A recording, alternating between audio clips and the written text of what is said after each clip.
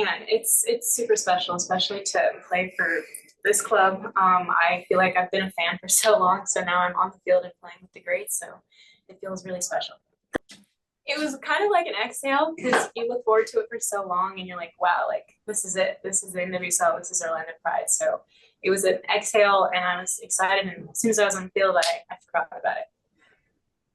You've been with this team now since training camp. You've gotten to know the players. So signing last week was kind of just a formality at that point. What has it been like training with this team and being with this team, kind of ingraining yourself within the culture? It was super special. I mean, they really put team first here, and it's refreshing to come from college to a professional setting. And everything's clean, everything's crisp, and learning and being like a sponge. So I feel like the sky's the limit.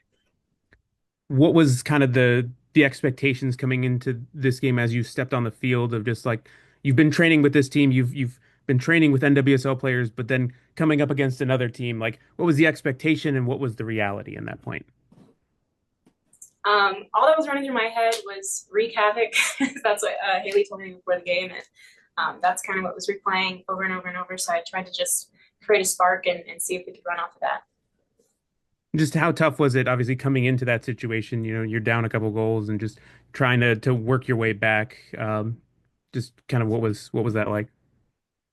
I think it like debuting obviously with the loss, it's bittersweet, but it's also like it sparks a fire under you. It motivates you. It brings you closer to the girls.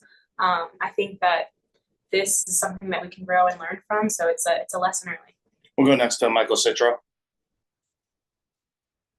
Hey Simone, thanks for your time. Just curious, what did you learn from this experience, your first NWSL experience, about the game and about the physicality and the speed? I learned that nothing's given, no matter what rank you are as a team. So it's like everyone is coming after you. You have a target on your back when you wear this badge. So I think it was a wake up call for a lot of us, and I think that I'm excited for the second half of the season. When a team is protecting a two-goal lead after you come on down, what is the focus there, and what did Seb tell you before sending you out? Well, you basically just said be me, kind of. I think that they know that I have something to offer, and a lot of times when teams go up, they sit, and it becomes even harder to get behind them. I think that we created some chances at the end of the game, and now he was really focusing on just executing and getting that final third pass, and ultimately scoring the goal. Great. Thank you, Simone. Congrats again. And to wrap up, we're joined by head coach Seb Hines. Just give us your initial thoughts following tonight's match. Obviously disappointed with the result. It's come down to two set pieces, of course, a corner. We take a lot of pride in defending corners, and then a penalty. Simone Jackson made her debut tonight. Can you just speak on what you've seen from her, in preseason to now, and just how proud you are to give her first professional debut? Yeah, I mean, she came in for preseason and then went back to graduate from college, and then when she graduated, she came back to our environment, and she started where she left off in preseason. We've been extremely pleased with her. Since she's come back, dynamic player, a confident player, wants to take players on, and isn't afraid to shoot. So proud moment for her and her family to get that first professional appearance, and hopefully we can get many more. We'll go to the Zoom and go to Austin David. Seb, earlier in the week we talked about Racing Louisville and the press that they employed against Kansas City. Uh, what did you kind of see tonight in terms of the way the team handled it? Obviously, it was very frenetic and caused a lot of turnovers from your perspective, but just preparing for it and dealing with it. How did you kind of bridge the two, I guess? I think there was some really great moments in the first half. I thought there was some good passages of play. I think we created some good opportunities to score, and it's just the margins of taking those opportunities and executing those moments. I think the midfield and the defenders playing through the lines, finding the gaps, combination play to then be running and taking on the back line. I thought we were great in the first half. Unfortunately, Summy was feeling a bit ill going into the second half, so we had to make that substitution. And obviously, I had to come out, so it kind of disrupted the momentum that we had in the first half going into the second half. But we have good players who can adapt, and so I thought we still put Louisville under pressure going into the second half, playing through the press. Obviously, after they scored that first goal off the set piece, their engagement line was a little bit lower, but we still had good passages of play, but wasn't meant to be in that final third. Talked about set pieces a lot over the course of the season. 11 corners in this match. Just how much of an importance do you put on those dead ball movements, and how much importance is needed more to be able to capitalize on those? Yeah, I mean, we've adapted in the last couple of games, playing a few more short.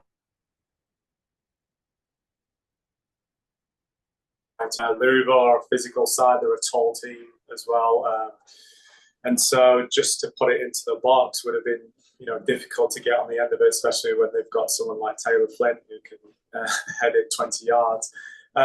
So we try to create opportunities by pulling them out, playing short corners, whether it was a shot or a different type of cross. But yeah, again, I think we were close, but not close enough. We'll go next to Michael Citro. Seb, thanks for your time. What do you think was the missing ingredient for your team tonight? I mean, goals change games. I thought, we had a chance just before their set piece where the ball gets to Ali. She takes on Courtney Peterson, puts in a really good cross, and Summy gets her head on it, but it wasn't on target. And I think if that had gone in, it might have changed the trajectory of the game. You're then asking Louisville to be even more aggressive. There's more space for us to manipulate. But I've always said that goals change games, and referee decisions didn't go our way either. Even towards the end, we've got a player who's out for 4 minutes of injury, but then we only play 4 minutes of added on time. So I'm not sure the referee's watch stopped in that moment, but I felt that we should have played longer. There's moments where they talk about rules and they don't stick to the rules. Players are able to get away with it, and there has to be a change in that. It's not acceptable. But what I've said to the players is control the controllables, and we can't control the referee's decisions. Whether it's biased or not, they make their decisions at that time, and we have to move on. And yeah, I just think at this moment in time, everyone's kind of adapting to us. We're getting into really good, promising positions, and we just need to execute in that last final part. Seb, you mentioned the short corners, not just in this game. We've seen them in the last couple of games, but is this something you're looking for specifically, or plays that you've practiced, or would you like more variety with some into the box and some played short?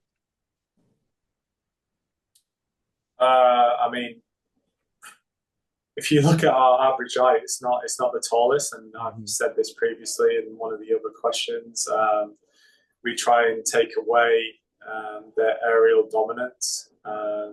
Players like Taylor Flint, who is a dominant player in the air, we wanted to negate those opportunities for her to defensively head it out. So again, I'll repeat myself, trying to draw them out to create clear-cut opportunities. I think there was one moment in the first half we played an in-swing cross and Kylie just missed it. But yeah, we want to be creative in those moments, and we can mix it up. We can deliver balls into the box initially, but it may not be in our advantage in those moments. So trying to be more creative in our attacking corners and set pieces. Thank you, Seb. Thank you.